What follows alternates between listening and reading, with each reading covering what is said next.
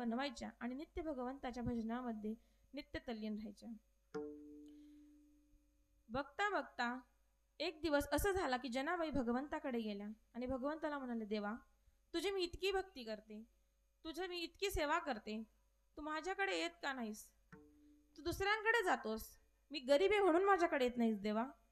देवाला हे ऐकून वाईट वाटलं आणि देव म्हणाला, ज्याने मला तुझ्याकडे यायचंय ग, मी येणार आहे. जनाबाई देवावर रुसल्या, तू असंच म्हणत असतो की मी तुझ्याकडे येणारे आणि येणारे, पण तू येत नाहीस देवा. त्या दिवशी एवढं बोलून जनाबाई निघून गेल्या. शेज आरती झाली आणि देव पंढरपुरातून गोपाळपुऱ्याकडे निघाला. जनाबाईंच्या घराबाहेर आला आणि जनाबाईला आवाज देऊ लागला, जने मी आलो बर का ग. असं ऐकता क्षणी जनाबाईंनी लोटांगण घातलं आणि देवाला दंडवत प्रणाम केला. देवाचा हात धरला आणि देवाला आत आणलं आणि देवाला बसायला आसन टाकलं. देव म्हणाला, जने मी बसायला नाही आलेलो, मी तुझ्यासोबत दळण दळणार आहे. आणि देव जनाबाईला दळण दळू लागू लागला. असे भरपूर दिवस रोज देव जायचा, दळू लागायचा. देवाला जनाबाईच्या जात्याची आस लागली, ओढ लागली होती. पण रुक्मिणी आई साहेबांच्या मनामध्ये शंका आली. त्या दिवसापासून महिलांच्या मनात खूप शंका येत असते. रुक्मिणी आई साहेबांना शंका आली आणि रुक्मिणी आई साहेब हे देव जातोय तरी कुठं, कीर्तन नाही, कथा नाही, काही नाही, म्हणून आई साहेब सुद्धा देवाच्या मागे मागे निघाले. आता तो परमात्मा आहे, त्याला सगळं कळतं.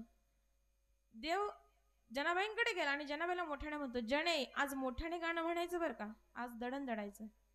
जनाबाई दळण दळू लागू लागल्या आणि म्हणतात, विठ्ठला मुचा पिता गे, विठ्ठला मुचा पिता गे.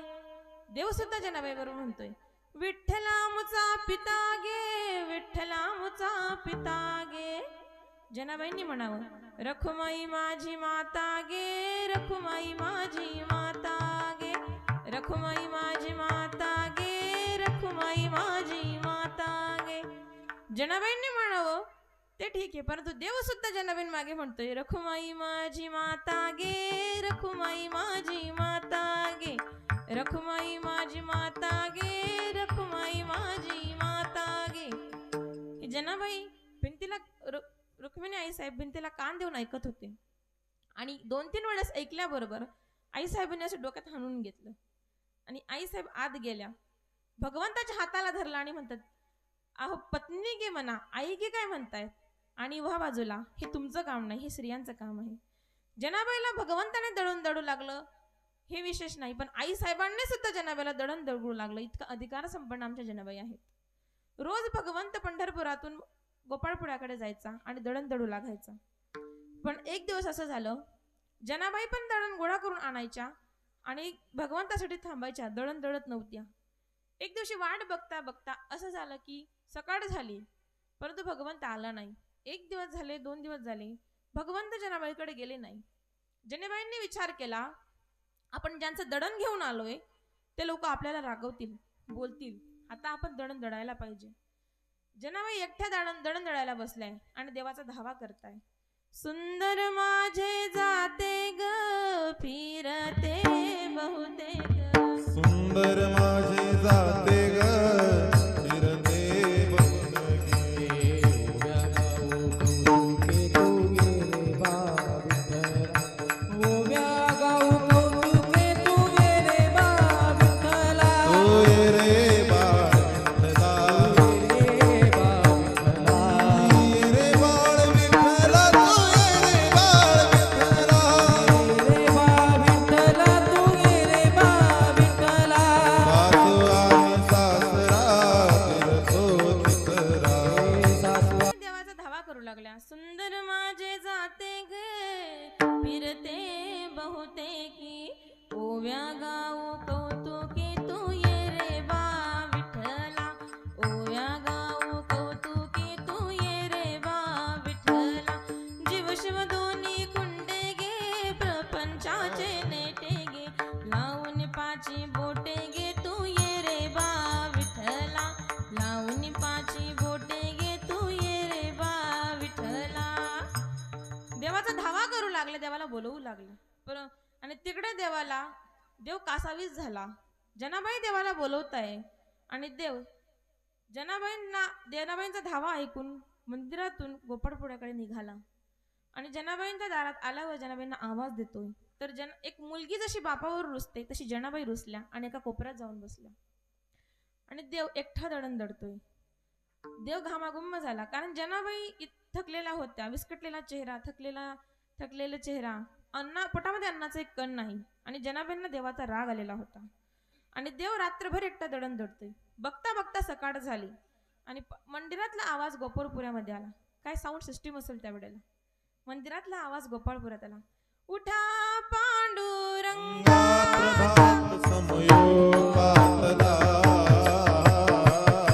रावणातला आवाज गोपाळपुऱ्यात आला. उठा पांडुरंगा, ता दर्शन द्या सकळा, झाला अरुणोदय सरली निद्रेची वेळा, झाला अरुणोदय सरली निद्रेची वेळा. रावणातला आवाज गोपाळपुऱ्यात आला आणि देव घाई गडबडीने लगबगीने दागदागिने न घेता, शेला न घेता जनाबाईंची फाटकी गोधडी खांद्यावर घेतली आणि तसाच मंदिराकडे निघाला. आणि घाईघाईने विटेवर जाऊन उभा राहिला. बघता क्षणी मंदिराचे दरवाजे उघडण्यात आले, समयींच्या वाता वाढवण्यात आल्या आणि सगळ्यांचं लक्ष त्या परमात्म्याकडे गेलं. आणि भगवंताकडे लक्ष गेल्यानंतर एकच गोंधळ सुरू झाला. विटेवरच्या मालकाची चोरी झाली, देवाची चोरी झाली. देवाची चोरी कोणी केली असावी म्हणून अख्खं पंढरपूर रावणाकडे निघालं आणि देवाला बघू लागलं. त्यावेळामध्ये एक विद्वान समोर आला. चोर सापडला. ज्याची गोधडी आहे तो चोर आहे. मग चोर शोधायचा कसा? एक व्यक्ती, एक पुजारी म्हणू लागला, महिलांना बोलवायचं, कारण कोणाच्या घरात काय वस्तू आहे हे महिलांना माहीत असतं, म्हणून महिलांना बोलवायचं. पंढरपुरातल्या सगळ्या महिला बोलवण्यात आल्या. त्याच्यामध्ये एक जनाबाईंची मैत्रीण होती, तेही आली. त्यांनी ती गोधडी बघितली आणि जनाबाईंच्या मैत्रिणीच्या तोंडातून उच्चार निघाला, ही गोधडी जनीची आहे, परंतु माझी जनी चोर नाही. सगळ्यांनी विचार केला, जनी चोर नाही हे सगळ्यांना माहित आहे, परंतु एकदा बघण्यात काही हरकत नाही. म्हणून अख्खं पंढरपूर नगरी, अख्खं पंढरपूर हे जनाबाईंच्या घराकडे गेलं. दिवस उजाडला आणि एका स्वरामध्ये जनाबाईला आवाज दिला, ए जणे बाहेर ये. हा आवाज ऐकून जनाबाई डचकून उठल्या, कारण त्या थकलेल्या होत्या आणि झोपी गेल्या. बाहेर आल्याबरोबर जनाबाईंनी हात जोडले आणि जनाबाई म्हणाल्या, मला बोलवायचं होतं, मी आली असते. तेवढ्यात एक व्यक्ती पुढे आला आणि जनाबाईंना ती गोधडी दाखवून म्हणू लागला, जने, ही गोधडी तुझी का? ते गोधडी बघता क्षणी जनाबाईला लक्षात आलं, काही हो ना हो, देवाने काहीतरी काढ केलंय, काहीतरी गोंधळ घातलाय. जनाबाईंनी हो मान्य केलं, ही गोधडी माझी आहे. तितक्यात दोन व्यक्ती जनाबाईंच्या घरात गेले. त्यांना तिथे देवाचे दागदागिने आणि शेला सापडला. ते घेऊन बाहेर आले. अख्खं गाव जनाबाईला शिव्या देऊ लागलं. तिला मारून टाका, सुडावर द्या, असं बोलू लागलं. जनाबाईंना सुडावर देण्याचा निर्णय झाला.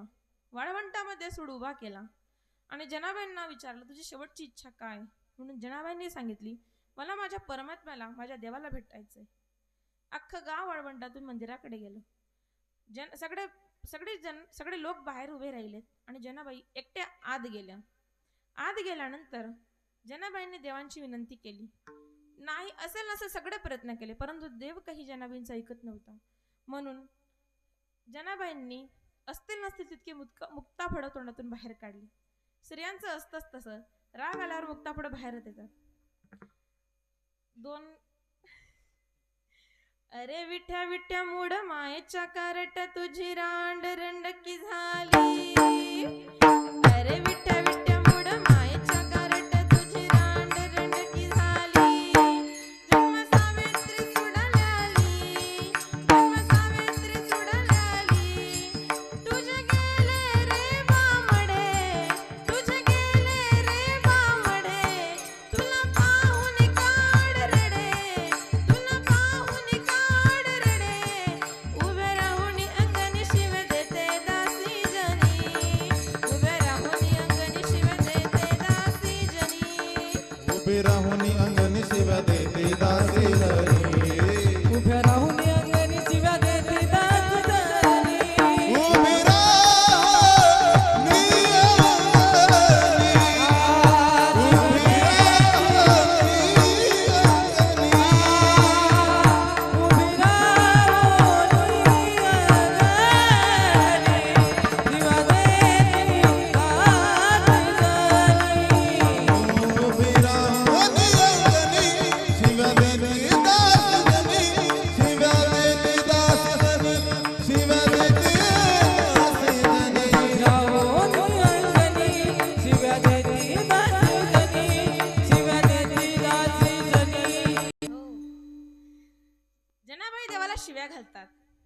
जनाबाईंचा तितका अधिकार आहे. शिवाय ऐकता क्षणी देव विटेवरून खाली आला आणि जनाबाईंच्या तोंडाजवळ हात दिला.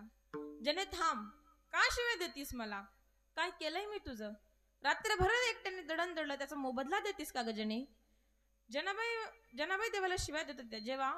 देवा तू रात्रभर दडण दडलंय नवल नाही, परंतु जे केलंय ते खूप वाईट केलंयस. मी चोरी नाही केली हे तुलाही माहिती, तरी माझ्यावर आळ आलास.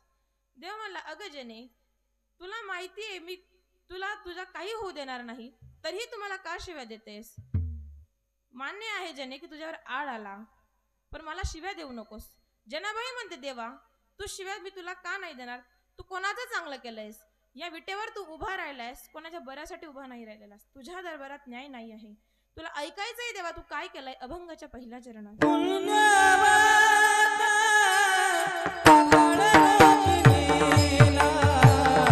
धुंद झाला तुझा दरबार. जनाबाई सांगतात देवाला, तू कोणाचं चांगलं केलं नाहीयेस. पुण्यवंत पाताळ लोकी नेला. अरे पुण्यवान राजा बडी, तू पाताळात नेलास. दानशूर राजा बडी, गोर गरिबांचा दाता, या शेतकऱ्याचा तो दाता होता. जो जाई त्याच्या दारात जो जाईल त्याला तो दान देत होता. असा दानशूर राजा. त्याचा दानशूरपणा, त्याचा पुण्यवानपणा तुला बघवला नाही देवा, बघवला गेला नाही. तू बटू ब्राह्मणाचं रूप घेतलं, वामन अवतार घेतला आणि त्याला पाताळात नेलंस देवा. अरे बडीला माहित होतं देवा की यज्ञ करत असताना ब्राह्मण जर दारात आला तर स्वतः भगवंत येत असतो आणि यज्ञ कार्य आपलं सिद्धीत जात असतं. म्हणून तो त्याच्या दारात गेला आणि त्याला हाक देतोय, तेरे द्वार खडा भगवान भगत भर दे रे झोली. तो त्याला आवाज देऊ लागला. त्याचे द्वारपाल राजाजवळ गेले आणि राजाला सांगतात की राजा, एक सुंदर असं ब्राह्मणाचं बाळ आलं आहे, जे तुझ्या दारामध्ये येऊन भिक्षा मागत आहे आणि तू यज्ञातून उठून धावत तुझ्या परिवारासकट दरवाजात गेलात. भगवत त्या देवाचं, त्या ब्राह्मणाचं त्यांनी वंदन करून त्याला घरात घेऊन आलास. पाद्य पूजा केली, तुला काय हवं ते मागण्यासाठी सांगितलं आणि तू त्याला 3 पावलं जागा मागितली. तू 3 पावलं जागा मागितली, तेवढ्यात शुक्राचार्याने तुला ओळखलं देवा.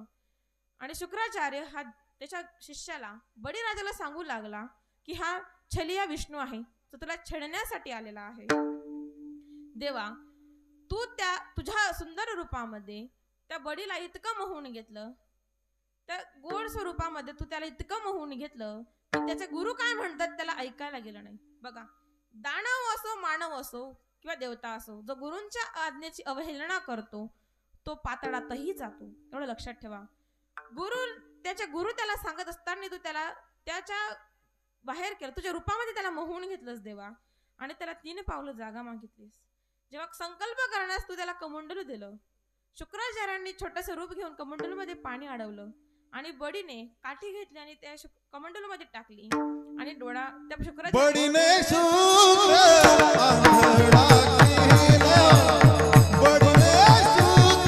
फोडीला डोळा बडीने शुक्र आंधळा केला.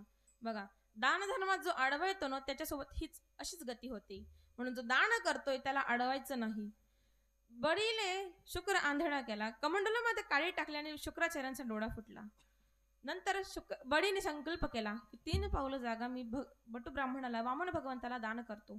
देवा तू त्या बडीसोबत विश्वासघात केला. एका पावलात तू पृथ्वी व्यापली, एका पावलात तू स्वर्ग व्यापला आणि 1 पाऊल कुठं ठेवायचं म्हणून बडीला विचारू लागला.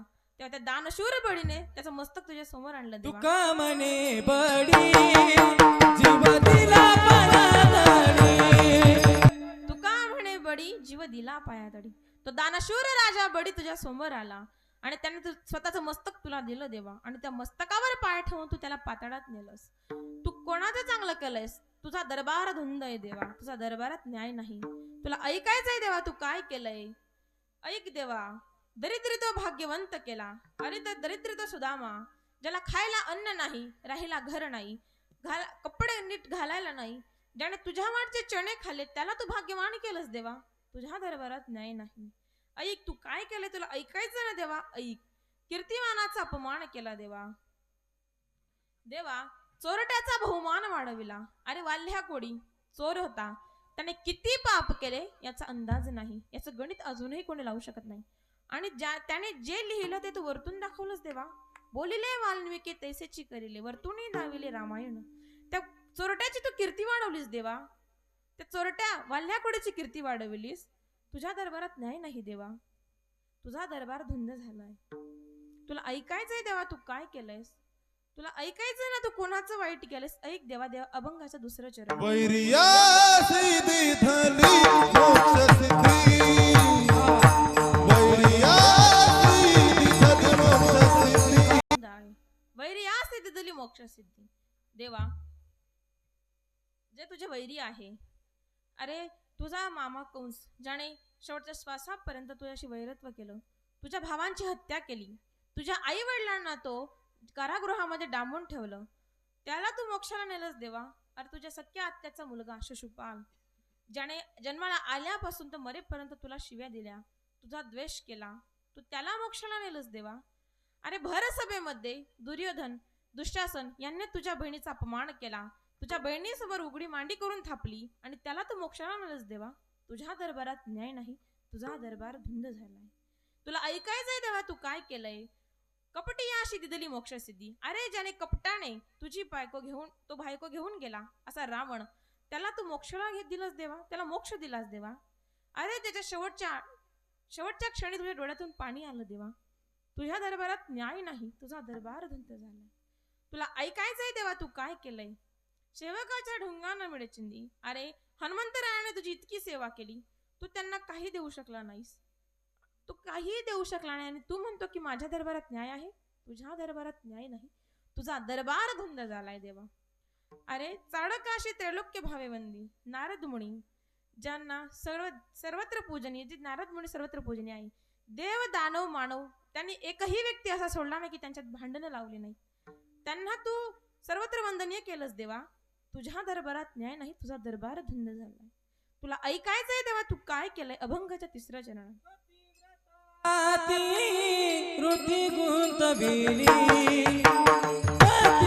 तुझ्या दरबारात न्याय नाही, तुझा दरबार धुंद झालाय.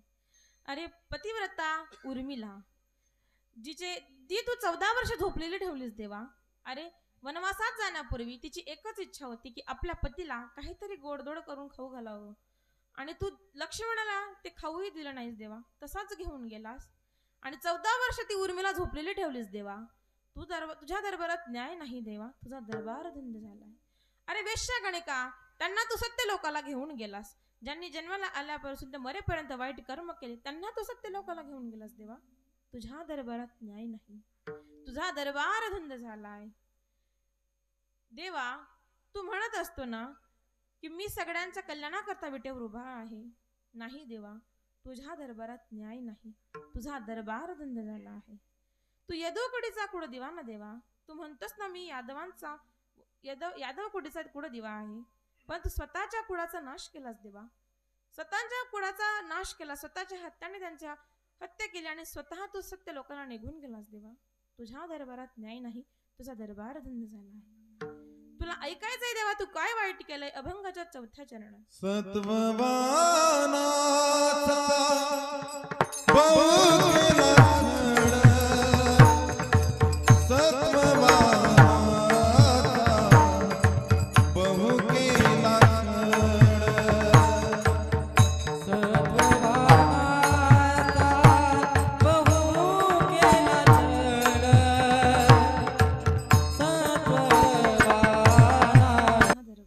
देवा तुझ्या दरबारात न्याय नाही, सत्ववानाचा बहु केला छळ. अरे सत्यवान राजा हरिश्चंद्र, राणी तारावती आणि बार रोहिदास त्यांचा छळ केला देवा. तू अतुनात छळ केलास. स्वप्नामध्ये तू त्यांचे राज्य मागितलं, दान मागितलं आणि त्यांनी दान दिलं. त्यांचा छळ केला देवास आणि तू म्हणतो की तुझ्या दरबारात न्याय आहे. नाही देवा, तुझ्या दरबारात न्याय नाही. सत्यवानाचा बहु केला छळ. कीर्तिवानाचे मारिले बाळ. ऐक देवा, कीर्तिवानाचे तू बाळ मारले. देवी चांगुला कीर्तिवान श्री तिचे बाळ तू मारलेस देवा. तिच्या दारात गेला, गोसाव्याचे रूप घेतलं आणि तिच्या दारात गेला आणि तिला सांगितलं की मला बाल नरमांस खायचंय. म्हणून कीर्तिवान ती चांगुला देवी तिने स्वतःच्या बाळाला हाक दिली, बाळाला बोलवलं आणि बाळाला सांगितलं, बाळा आपल्या घरामध्ये साधू आले, एक गोसावी आले, त्यांना आपण परत पाठवू शकत नाही, म्हणून ते तुझं नरमांस मागतायत. ते कीर्तिवानाचं चांगुलाचं बाळ सांगते, आई ते नरमांस मागतायत तर दे त्यांना. म्हणून ते बाळ आईला सांगू लागलं की तुला त्यांना द्यायचंय तर दे. ते स्वतःच्या बाळाला ती चांगुला देवी जसा भाजीपाला कापतात तसं बाळाला कापू लागली. उखडामध्ये त्या बाळाचं शिर कुटू लागले आणि त्यांना स्वयंपाक करून वाढला. देवा, तू छळ केलास, कीर्तिमानाची बाळ मारलेस आणि तू म्हणतो की तुझ्या दरबारात न्याय आहे? नाही, तुझा दरबार धुंद झालाय, तुझ्या दरबारात न्याय नाही. अरे सखा सखा ज्याला म्हणून घेतलंस, मित्र म्हणतोस, सखा म्हणून घेतोस, तो अर्जुन, त्याचा तू छळ केलास देवा. तुझ्या दरबारात न्याय नाही, तुझा दरबार धुंद झालाय देवा. तू त्याच्या सोबत रणांगणामध्ये उभा राहिलास, तुझा संपूर्ण सैनिक तू कौरवांना दिला आणि एकट्या त्याच्या बाजूने झालास देवा. तुझ्या दरबारात न्याय नाही, तुझा दरबार धुंद झालाय. मी तुझे खेडे जाणते देवा, तुझ्या दरबारात न्याय नाही. जनाबाई सांगतायत, देवाला सांगतात की देवा तुझ्या दरबारात न्याय नाही. तू पुण्यवान राजा बडी पाताळात नेलास, तू दरिद्र सुदामा भाग्यवंत केलास देवा. तू चोरट्याचा बहुमान वाढवलास, चोरट्या वाल्या कोड्याला तू मान ऋषी बनवला, पूजनीय बनवलास. कीर्तिमान करणं त्याचा अपमान केला देवा. तुझ्या दरबारात न्याय नाही, तुझा दरबार धुंद झाला आहे देवा. सगळ्यांनी एकदा हात वरती करायचं आणि भजन करायचंय. विठोबा विठोबा रखुमाई, हरी जय जय जय जय जय जय जय जय विठोबा रखुमाई. जय विठोबा रखुमाई,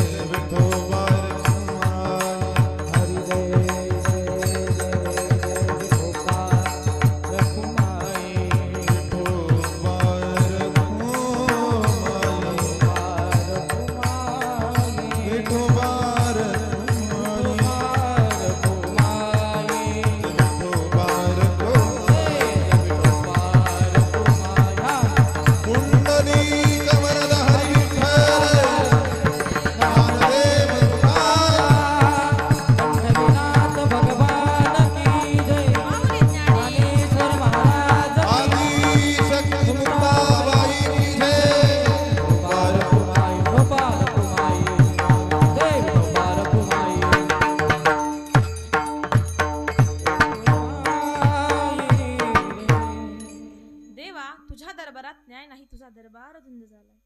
जनाबाई देवाला म्हणतात, तुझ्या दरबारामध्ये न्याय नाही.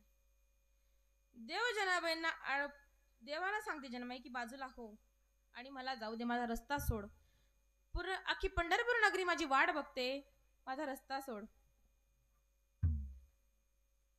माझा रस्ता सोड. देव जनाबाईंना आडवा झाला. जने थांब, तू म्हणतेस ना जने की माझ्या दरबारात नाही, माझा दरबार धुंद झालाय. ऐक जने, आता इथून कीर्तन सुरू झालं. झोपला नाहीत ना? रात्रभर कीर्तन चालणार बरं का? चालू जायचं का? बघा बरं का? विठ्ठल हरे विठ्ठल विठ्ठल. देव सांगतो जने, ऐक, माझ्या दरबारात न्याय नाही सांगतेस ना? अभंगाच्या पहिल्या चरणातले पहिलं ओढ लक्षात द्या. पुण्यवान राजा बडी पाताळात नेला, तू असा आरोप माझ्यावर करतेस ना जने? ऐक, अगं बडीच्या दारामध्ये जो जायचा त्याला किती दान द्यायचं हे माप बडीकडे नव्हतं, हे राजाकडे नव्हतं. जो येईल त्याला तो विचार करत नव्हता की त्याला किती दान द्यायचं किती नाही द्यायचं. म्हणून मी त्याला पाताळात नेलं. परंतु नुसतं पाताळात नाही नेलं तर त्याच्यासाठी पाताळ लोकांचं राज्य बनवलं आणि त्याला त्या राजगादीवर बसवलं आणि सांगितलं तुला अजून काही हवं असेल तर माग. त्या बडीने मागितलं की माझ्या दरबाराचा तुम्ही एक नोकर म्हणून चोपदार म्हणून तुम्ही दरवाजात उभं राहा. आणि मी त्याच्या चोपदारकी केली जने. आणि तू म्हणते की तुझ्या दरबारात न्याय नाही? ऐक जने, दुसरं अभंग, दरिद्र तो भाग्यवंत केला. जने, दरिद्र सुदामा तू म्हणतेस ना भाग्यवान केला, त्याने माझ्या वाटचे चणे खाल्ले. ऐक जने, आश्रमामध्ये आम्ही सांदीपणी आश्रमात, उज्जैनला सांदीपणी आश्रमात आम्ही शिक्षा ग्रहण करत असताना आमच्या ऋषी मातेने आम्हाला जंगलामध्ये सरपण आणण्यासाठी पाठवलं होतं, काड्या आणण्यासाठी पाठवलं. परंतु भूक लागेल म्हणून त्यांनी हरभरे चणे बांधून ठेवले आणि आश्रमामध्ये काही धान्य नव्हतं. तेवढे मुठभर चणे त्यांनी बांधून ठेवलेले होते आणि तितक्यात दुर्वासा ऋषी आले आणि त्यांनी भिक्षा मागितली. भिक्षाम देही. आमच्या गुरुमातेने हात जोडून सांगितले की प्रभू, आमच्या आश्रमामध्ये अन्नाचा एक शीत नाही, अन्नाचे एक कण नाही. दरवासा ऋषींनी ध्यान लावलं आणि बघितलं की एका ठिकाणी हरभऱ्यांची बुचडी बांधून ठेवलेली होती. दरवासा ऋषींना राग आला आणि त्यांनी श्राप दिला, जो कोणी हे चणे खाईल त्याला 18 विश्व दारिद्र्य येईल. आणि माझ्या सुदामाने ते दारिद्र्य मला नको व्हावं म्हणून त्याने एकट्याने चणे खाल्ले, ज्याने माझ्या दरबारात न्याय नाही. त्याने माझ्या वाटेचं दारिद्र्यता भोगली म्हणून मी त्याला भाग्यवान बनवलं. ज्याने माझ्या दरबार धुंद झाला नाही, माझ्या दरबारात न्याय आहे. जने तू म्हणतेस ना चोरट्याचा बहुमान वाढविला, अगं त्याच्यात माझी काय चुकी. जने तो संतांच्या संगतीत गेला, संतांची संगत त्याला घडली, नारद मुनींची संगत त्याला घडली म्हणून तो वाल्ह्याकोडीचा वाल्मिक ऋषी झाला. अगं त्याने भजनामध्ये स्वतःला इतकं गुंतवून घेतलं की त्याच्या अंगावर वारू निर्माण झालं आणि तो वाल्याचा वाल्मिक ऋषी झाला आणि त्याने रामायण लिहिलं. आणि नियम आहे, जे संत करतात मला ते संतांचे वचन खरं करण्याकरता मला अवतार घ्यावा लागतो. जने माझा दरबार धुंद नाही, माझ्या दरबारात न्याय आहे. जने तू म्हणते ना कीर्तिवान राजा कर्ण, कीर्तिवानाचा अपमान केला. ऐक जने, कर्णाला माहित होतं तो अधर्माच्या बाजूने आहे, अधर्म करतोय. मी कर्णाला अनेकदा चेतावणी दिली की कर्णा तू अधर्म करतोयस, अधर्म सोड आणि सत्याच्या बाजूने. परंतु सगळं माहीत असताना कर्ण याने अधर्माची बाजू घेतली म्हणून त्याला मी अधर्माने मारलं. जने माझ्या दरबारात न्याय आहे. जने माझा दरबार धुंद नाही झालाय. तू म्हणते ना जने तुझा दरबार धुंद झालाय. ऐक जने, तू म्हणते ना की जो वैरी आहे वैऱ्याला मोक्ष सिद्धी दिली, मोक्षाला नेलस. अग जने, जसे तुम्ही माझी भक्ती करतात तसं त्यानेही माझी भक्ती केली. फरक इतका की त्याने वैरत्व भावाने माझी भक्ती केली, वैर करून केली. प्रत्येक श्वासाला तो माझं नाव घ्यायचा म्हणून मी त्याला मोक्षाला नेलं. जने तू म्हणतेस ना की कपटी रावण ज्याने माझी पत्नी चोरून नेली, बळजबरीने घेऊन गेला, त्याला मी मोक्ष का दिला, त्याच्या शेवटी अंतकाळी मी का रडलो, माझ्या डोळ्यात पाणी का आलं. ऐक जने, रावणासारखा विद्वान आणि भगवंताचा भक्त कोणी नव्हतं. ज्याने स्वतःचं शीर यज्ञामध्ये वाहिलं, स्वतःच्या आतड्याचा त्याने विना बनवला आणि भगवंताचं भजन केलं. इतका श्रेष्ठ रावण, परंतु कर्म चुकीचे होते. रावण ब्राह्मण होता. असं म्हणतात की ब्राह्मणाची हत्या करत नाही, परंतु नियम आहे ज्या वर्णाचे आपण आहोत तो वर्ण सोडून जर आपण दुसऱ्या वर्णाने वागलो, ब्राह्मण जर क्षत्रियच्या वर्णाने वागला तर तो क्षत्रिय होतो. म्हणून त्याची हत्या केल्यावर ब्रह्महत्या लागत नाही. मी त्याची हत्या केली, त्याला मोक्षाला नेलं कारण त्याने माझ्याशी वैरत्व भावाने भक्ती केली आणि तो विद्वान होता. संगत चुकली, अधर्माच्या बाजूने होता म्हणून त्याला मारावं लागलं. जने तू म्हणते ना जने की तुझ्या दरबारात न्याय नाही, तुझा दरबार धंद झाला. ऐक जने, तू म्हणते ना की हनुमंतरायाला मी काही देऊ शकलो नाही. हनुमंतरायांना या जगामध्ये चिरंजीवी होण्याचा आशीर्वाद दिलाय. जने माझ्याकडे हनुमंतरायाला जर मी दिलं असतं तरी हनुमंतरायाने घेतलं नसतं. जने माझा दरबारात न्याय आहे, माझा दरबार धुंद नाही झालेला.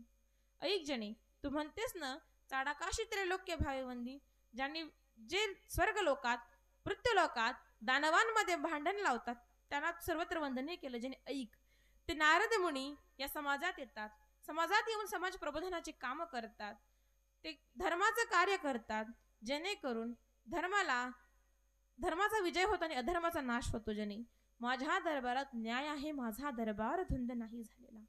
जने तू म्हणते ना प्रतिवर्तास ही उर्मिला हिला 14 वर्ष झोपलेली ठेवली आणि शेवटी उर्मिलेच्या हाताने तू लक्ष्मणाला काहीच खाऊ दिलं नाही. ऐक जने, रावणाचा मुलगा मेघराज, त्याला वरदान होतं, जो कोणी 14 वर्ष झोपेचा आणि भोजनाचा त्याग करेल तोच ते इंद्रजिताला मारू शकेल.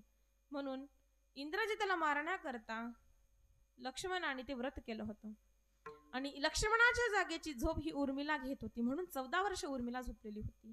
आणि तू म्हणतेस ना जाता जाता गोड तोंड करायचं होतं. अगं जने, वनवासातला तो पहिला दिवस होता आणि जर त्या दिवशी लक्ष्मणाने जर उर्मिलेच्या हाताने काही खाल्लं असतं तर ते व्रत भंग झालं असतं आणि इंद्रजिताचा वध झाला नसता.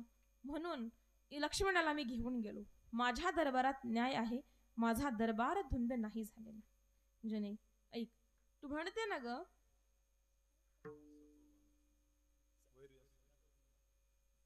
यादव वृंदा, तू म्हणतेस ना ग की यादव कुळाचा नाश केला. ऐक जने, यादव मी नाही मारली जने, यादव दारू पिऊन मेले.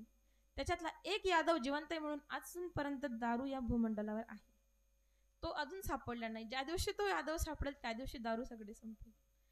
यादव ही अधर्म करू लागले. जरी भगवंताचे पुत्र होते तरीही अधर्म करू लागले. साधू संतांचा अपमान करू लागले. आणि मग यादवांचा नाश झाला. जने, माझा दरबार धुंद नाही झालेला. माझ्या दरबारात न्याय आहे. तू म्हणतेस ना जने, वेश्यागणे काही सत्य लोकांना नेली. अगं जने, ती वेश्या शेवटच्या क्षणाला तिचं लक्ष एका पोपटाकडे गेलं आणि ती राघवा राघवा राघवा म्हणून तिने श्वास सोडला. आणि नियम आहे जने माझा, जो शेवटच्या अंतकाळी माझं नामस्मरण करतो, माझं नाव घेतो, त्याला मी माझ्या लोकाला नेतो. म्हणून मी तिला माझ्या सत्य लोकांना नेली. माझ्या दरबारात न्याय आहे. माझा दरबार धुंद नाही झालेला. जने, तू म्हणते ना कीर्तिमानाचे बाण मारले, सत्यवान राजाचा छळ केला. जने, स्वर्गामध्ये सगळ्या ऋषी मुनींची मिटिंग झाली आणि त्याच्यामध्ये सहज वशिष्ठांच्या मुखातून वाक्य निघालं, आजही भूमंडलावर एक दानशूर राजा, पुण्यवान राजा आहे. म्हणून विश्वामित्र परीक्षा घेण्याकरता आले. स्वप्नामध्ये दान मागितलं, राज्य दान दिलं, अतुनात छळ केला, स्वतःला विकलं, इतका छळ करून स्वतःचा बाळ मेलं. परंतु तो हरिश्चंद्र राजा परीक्षेमध्ये उत्तीर्ण झाला आणि स्वतः पुन्हा ऋषीमुनींनी ते मुलगा जिवंत केला, राज्य परत दिलं. माझ्या दरबारात न्याय आहे. माझा दरबार धुंद नाही झालेला. तू म्हणते ना जने, कीर्तिमान ती चांगुला तिचे बाळ मारले. अगं, तिची परीक्षा घेण्याकरता तिच्या दारामध्ये भगवान शंकर गेले होते. तिचं परीक्षा घेतल्यानंतर तिचं बाळ पुन्हा जिवंत करून दिलं. जने, माझ्या दरबारात न्याय आहे. माझा दरबार धुंद नाही झालेला. तू म्हणते ना की तू सका म्हणवीस नासे त्याचे बळ. अगं, मी होतो म्हणून अर्जुन युद्ध जिंकला. त्याच्या समोर जो व्यक्ती यायचा त्याची शक्ती क्षीण व्हायची आणि ती माझ्यात यायची आणि मग अर्जुन त्याचा वध करायचा. अर्जुनाचा मी अपमान नाही केलेला. मी होतो म्हणून अर्जुन युद्ध जिंकला. माझ्या दरबारात न्याय आहे जने, माझा दरबार धुंद नाही झालेला. हे ऐकल्यानंतर जनाबाई रडायला लागल्या आणि रडता रडता देवाला माफी मागताय. देवा, आता जरी मला कोणी मृत्यूदंड नाही दिला तरीही मी जिवंत नाही राहू शकत, कारण मी माझ्या परमात्म्यावर आरोप केला, माझ्या देवाला शिव्या दिल्या, माझ्या देवाशी भांडले. आणि जनाबाई वाळवंटाकडे निघाल्या. वाळवंटाकडे गेल्यानंतर सुडाला स्पर्श झाला आणि सुडाचं पाणी झालं. जनाबाईंनी भगवंताच्या मंदिरामध्ये पडत आल्याने देवाचे दर्शन घेतले आणि देवाला विनंती करून माफी मागू लागले. बघा, देवाच्या दरबारात न्याय. धुंद झाला तुझा दरबार, पुण्यवान राजा बडी. त्याला मी पातळात नाही घेतलं. भगवंताने जनाबाईला सांगितलं. प्रत्येक गोष्ट भगवंताने जनाबाईला परत परत सांगितली. झालेली सेवा मी माझ्या गुरूंचरणी अर्पण करते. आणि 2 मिनिटं बोलायचं म्हणून थोडा वेळ नंतर आपण आज बलिदान पाळला जातो का? आज बलिदान पुष्प 25वे चालू आहे.